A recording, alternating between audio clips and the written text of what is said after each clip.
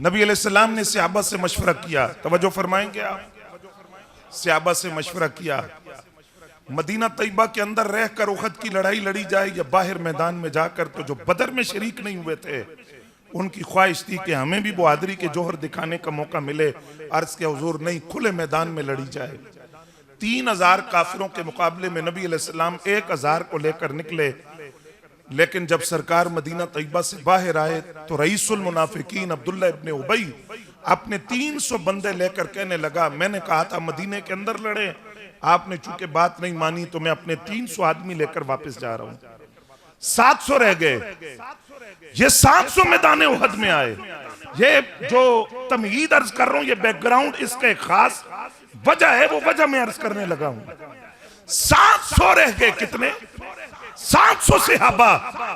अब ये 700 सहाबा जब उहद में आए तो आप जानते हैं कि उहद में जानी तौर पर और माली तौर पर नुकसान उठाना पड़ा। अगरचे उसके बारे में हमें ये इजाजत नहीं है कि हम वहां जुबान दराजी करें, फैसले करते फिरे, सहाबा किराम के बारे में ऐसे नाजेबा लफ्ज बोले, लेकिन जाहिरी तौर पर माली और जानी नुकसान हुआ। 700 सहाबा थे, उन 700 में से एक हजरत अमीर हमजा रदी अल्लाह तआला अन्हु थे। आपने अकेले 31 काफिरों को वासले जहन्नम किया।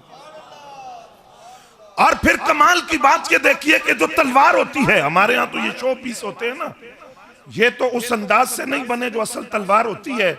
जो तलवार असल होती है, जो जंग में इस्तेमाल की जाती है, वो बड़ी वजनी होती है, उसका वजन होता है, उसको उठाते हुए कुव्वत लगती है, ताकत लगती है, उसे चलाने के लिए महारत चाहिए। अमीर हमजा की जुर्रतों को क्या कहना। हदीस की किताबें उठाकर देखिए, मुहद्दिसीन कहते हैं उहद के अंदर अमीर हमजा वो वाहिद मुजाहिद थे जो 2 तलवारें बैक वक्त चला रहे थे। दोनों हाथों में तलवारें थी और दोनों हाथों से तलवार चला रहे थे। अब जरा तसव्वुर कीजिए ताकत का, तसव्वुर कीजिए उस कुव्वत का, तसव्वुर कीजिए हजरत अमीर हमजा रज़ी अल्लाह तआला अन्हु की जंगजूई का। 2 तलवारें इकट्ठी चलाते हुए 31 काफिरों को वासले जहन्नम किया। और यही वो उहद का मार्का है जिस बात के लिए मैंने तमहीद अर्ज की कि 700 सहाबा जिस वक्त वापस मदीना तैयबा चले गए, मुझे थोड़ी सी तवज्जो आपकी चाहिए होगी। अबू सुफियान जिस वक्त अभी इस्लाम नहीं लाए, काफिला लेकर वापस मक्के की तरफ गए, तो मक्के के वो लोग जो आए थे उहद में सहाबा के मुकाबले में, उनसे कहने लगे हजरत अबू सुफियान कि थोड़ा सा जोर और लगाते तो आज मुसलमानों का नामो निशान मिट जाता, हम थोड़ी कुव्वत और लगा देते तो आज सफ़े हस्ती से मुसलमानों का नामो निशान मिट जाता। लिहाजा आओ वापस चलते हैं, दोबारा हमला करते हैं। नबी अलैहिस्सलाम मदीना तैयबा पहुंच चुके, सरकार को खबर हुई। नबी अलैहिस्सलाम ने फरमाया अबू सुफियान जो काफिला ला रहे हैं हम उसका ताक़ुब करेंगे, हम उन्हें छोड़ेंगे नहीं, उनके पीछे जाएंगे, ताक़ुब करेंगे, लेकिन शर्त है सिर्फ वो सहाबा जाएंगे जो उहद में शरीक हुए हैं।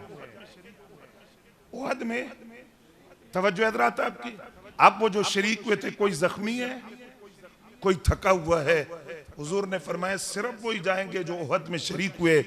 किसी एक ने भी ये नहीं कहा हुजूर होते आए हैं, जख्मी भी है, थके हुए भी हैं और जिस्म जख्मों से चूर है। नहीं, जब सरकार ने फरमाया हम दोबारा जाएंगे, अबू सुफियान के काफिले का ताक़ुब करेंगे और उन्हें छोड़ेंगे नहीं, लेकिन शर्त है सिर्फ वो सहाबा जाए जो उहद में शरीक थे। तो सारे सहाबा ने मिलकर बैक जुबान होकर कहा लब्बैक या रसूल अल्लाह, हुजूर हम हाजिर हैं, हम दोबारा जाएंगे। अब जब मुसलमानों का ये काफिला चला, गालमुखी नहीं हले, जब ये काफिला चला तो रास्ते में कबीले के आदमी ने देखा, उसने जाकर हजरत अबू सुफियान से कहा जो इस्लाम नहीं लाए थे अभी, कहने लगा कि मुसलमानों का काफिला ताजा दम होके आ रहा है, अगर तुम लड़ोगे तो तुम्हारा नामो निशान रुए जमीन से मिट जाएगा, बेहतरी इसमें है कि वापस चले जाओ। अबू सुफियान ने काफिले का मुंह मोड़ लिया, चलो वापस चले, लेकिन उस आदमी से कहा तूने मेरे काम करने, क्या तूने जाकर, ये सूरह आले इमरान की आयत नंबर 173 है, उसकी तफसीर बयान कर रहा हूं, तूने जाकर मुसलमानों के लश्कर में एक अफवाह उड़ानी है, झूठी खबर फैलानी है, झूठी बात फैलानी है। तूने वहां ये अफवाह उड़ानी है कि अबू सुफियान इतना बड़ा लश्कर ला रहा है कि वो मुसलमानों के काफिले को तहस नहस करके सफ़ हस्ती से मिटा देगा। अगरचे हकीकत नहीं है, लेकिन तू ये अफवाह उड़ा, फिर उनका रिएक्शन दे, रद्द अमल दे, वो किस तरह वापस पलटेंगे। तूने बस ये अफवाह जाकर वहां उड़ा देनी है। उस शख्स ने जब आकर कहा कि अबू सुफियान इतना बड़ा काफिला ला रहा है कि आज कोई मुसलमान जिंदा नहीं बचेगा, सारे सहाबा ने मिलकर जो जवाब दिया, रब ने कुरान की आयत बना दिया। रब को उस जवाब पर इतना नाज आया, रब को वो जवाब इतना पसंद आया। अल्लाह करीम ने सहाबा का वो जवाब कुरान में जिक्र किया।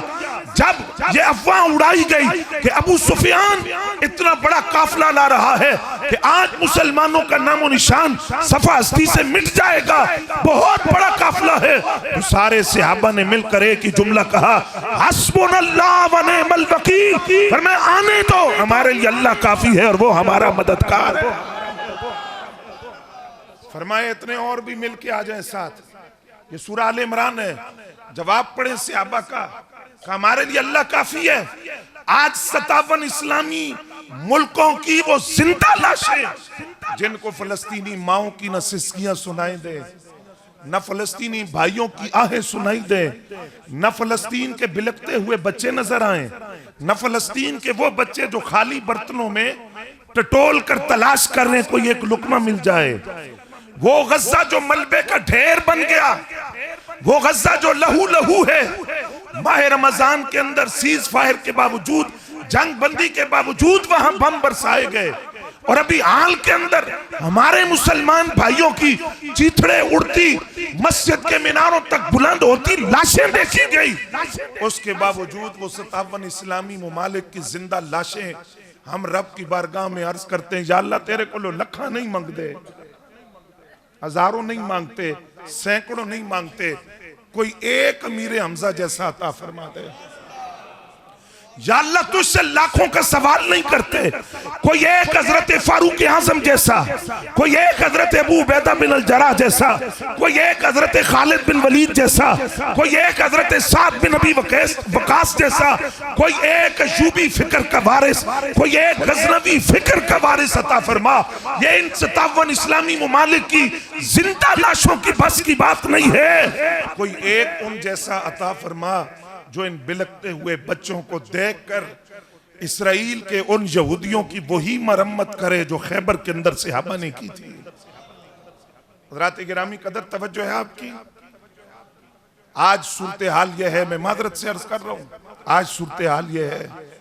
नबी अलैहिस्सलाम ने फरमाया था कि एक वक्त आएगा सारी गुमराह कौमें तुम पर इस तरह टूट कर पड़ेंगी जिस तरह खाने पे टूट के पड़ती हैं।